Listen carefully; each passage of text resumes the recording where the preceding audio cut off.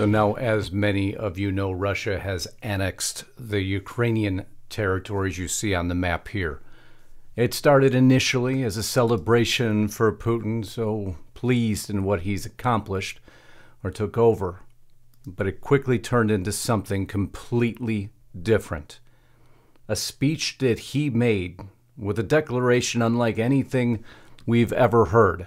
It has many pundits stating the most anti-West rhetoric recorded by Putin, directed right at the Biden administration, and paraphrasing what he said, calling us the United Satanists of America.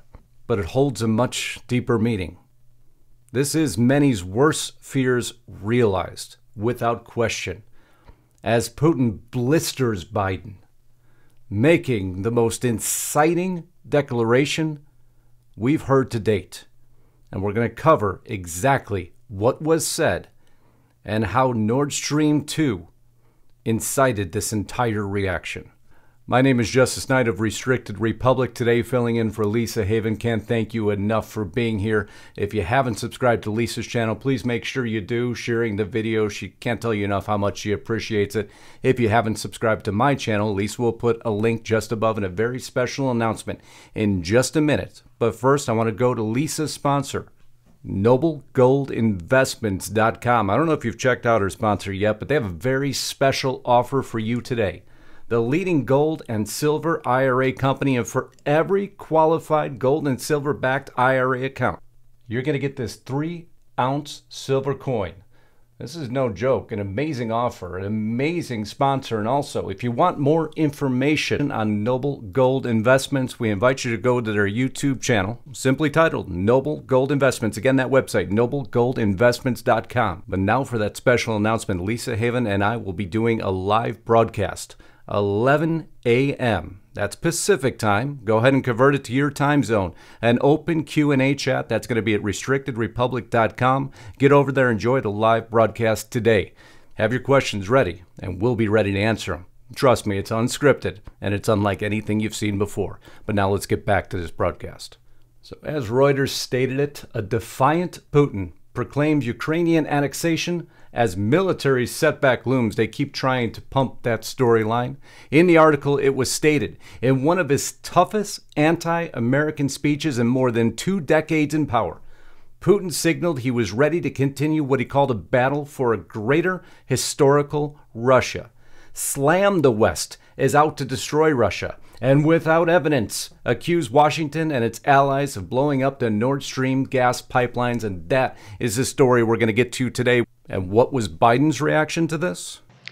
You know, America and its allies are not going, let me emphasize, are not going to be intimidated, are not going to be intimidated by Putin and his reckless words and threats. He's not going to scare us, and he doesn't, or intimidate us.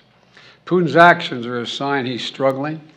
The sham referenda he carried out and this routine he put on, don't worry, it's not on there if you're looking, okay? When you're trying to give a potential wartime speech, you want to be a little bit clearer in your response. But once again, Biden fumbles around. Also, Biden and the administration going ahead and throwing new sanctions down on Russia now. Many of you heard this. Putin's annexation has no legitimacy, you heard him state that, as U.S. issues new sanctions. One of our favorite weapons by far that the U.S. administration's used. They also led a resolution. Well, what they did, and what did not go through because Russia vetoed it, a resolution introduced by the United States and Albania at the United Nations Security Council condemning Russia's proclaimed annexation of parts of Ukraine was rejected on Friday after Russia exercised its veto. In a vote in the Council's chamber on Friday afternoon, 10 nations, including the United States and Britain, voted in favor, while China and India and Brazil abstained from voting, which has a whole different geopolitical meaning. Not what we're going to cover today, but equally as important. Another reaction immediately after Putin's annexation was from Ukraine, going ahead now and putting their application in for an accelerated accession to NATO, all by President Volodymyr Zelensky. This fast-track NATO application which will only go to infuriate Putin more. But it appears there's something larger looming, and Putin makes direct reference to it: the Nord Stream 2 pipeline leaks. Headline news everywhere, photos showing everywhere, and there's two schools of thought right now as it relates to these leaks. That's where you see the map, just so everybody knows where the leaks are actually occurring. You don't see that map very often, so I wanted to share it with you. So the two schools of thought. Putin is accusing the West of blowing up pipelines as Europe steps up vigilance.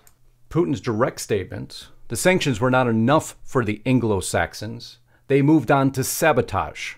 Putin said, it is hard to believe it is a fact that they organized the blasts on the Nord Stream international gas pipelines. A heavy, heavy accusation. They began to destroy the pan-European energy infrastructure, Putin said. It is clear to everyone who benefits from this. Of course, he who benefits did it. Folks, these are statements you don't want to hear made. But there's a second school of thought out there. Russia's purported sabotage of the Nord Stream pipeline marks a point of no return. This on Forbes. Now, if you do a deeper analysis, the only reason Putin could have had to destroy his own pipeline would be to expand the war footing, to make it appear as if someone else did it, so he would have further justification for additional attacks in the eyes of the global community. Your school of thought, I'm interested to hear it. But there's a real basis behind some of these accusations. Or as it's not crazy to think Biden sabotaged Nord Stream to deepen U.S. involvement in the Ukraine war, as the Federalist published. Why did they publish this? Well, one statement everyone keeps going back to. If Russia invades, that means tanks or troops crossing the border of Ukraine again. Then there will be no longer a Nord Stream 2. We will bring an end to it. Statements you probably wish now you could retreat from, but there's been a few statements recently you can't retreat from, like seeing dead people that aren't there. In a time of geopolitical conflict, the significance we face now, a resolute, powerful leader is absolutely necessary, but not being demonstrated at the current time. But our involvement in Ukraine is thick. Everyone knows that. So many questioning the motives behind it. How a Republican rift on Ukraine could complicate future aid packages. How much are we up to now? If they approve the next one, $67 billion. Did I so happen to mention that the midterms are around the corner? Huh. Don't know. Just wanted to throw it out there for you. Putin declares Russia's annexation of occupied Ukraine and lashes out at the West. And here it is, my friends. Statements that no one ever wanted to see made, but they are on record now, and I'm going to show you the entire series. We will defend our lands with all means we have available to us, Putin told the room filled with hundreds of lawmakers and officials, including the occupied regions Moscow installed leaders. The Satanic West. In a speech filled with unprecedented anti-American rhetoric, Putin rallied against Western colonialism and imperialism, claiming that the United States wants to turn Russia into a colony.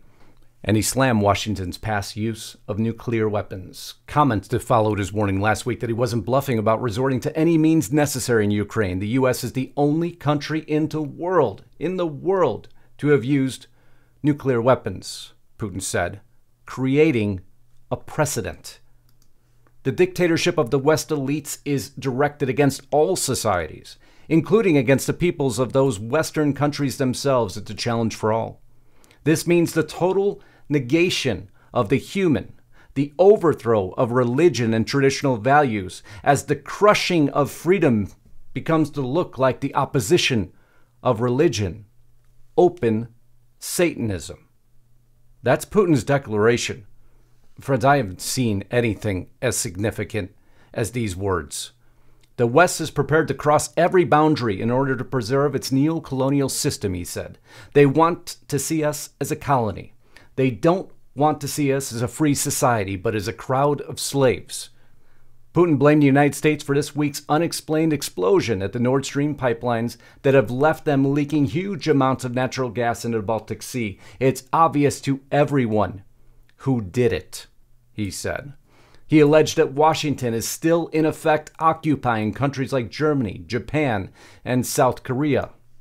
He goes on, and I'm going to follow this tweet stream. They did an amazing job of covering so much of this information, including billboards now going up in Russia. We will defend our lands with all forces and means available and do everything to ensure people's safety. That's the great liberating mission of our people. He is reddening for something much larger. Putin began his speech. He starts talking about the votes to join Russia and Russia-controlled parts of Ukraine. The people have made their choice. This is the will of millions. This was followed by thunderous applause in the USSR. But then he turns his focus.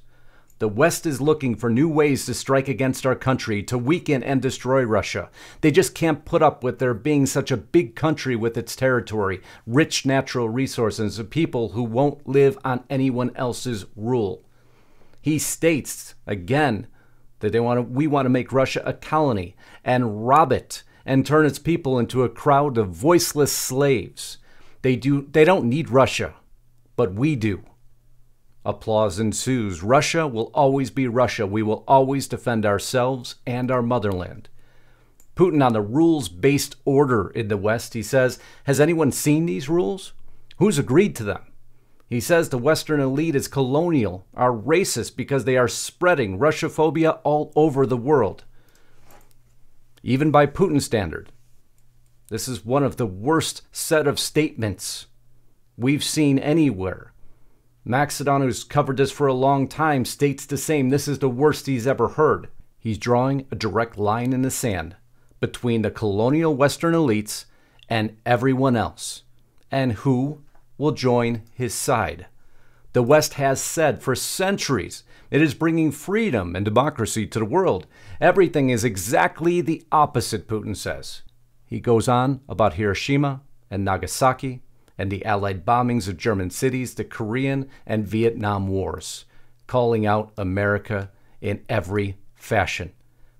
In case you had any doubt, Max states, what this is really about, Putin hasn't even mentioned Ukraine for 15 minutes during this speech. This is effectively an official declaration of hostilities against the West. This speech was all designed about the annexation of the Ukrainian territories. He stopped for 15 minutes to point directly at the Biden administration and the united, as he called it, Satanic states of America. Putin says the Anglo-Saxons are behind the sabotage in the Nord Stream 1 and 2 pipelines. He says U.S. military doctrine is total domination. The U.S. military doctrine is total domination of the whole world.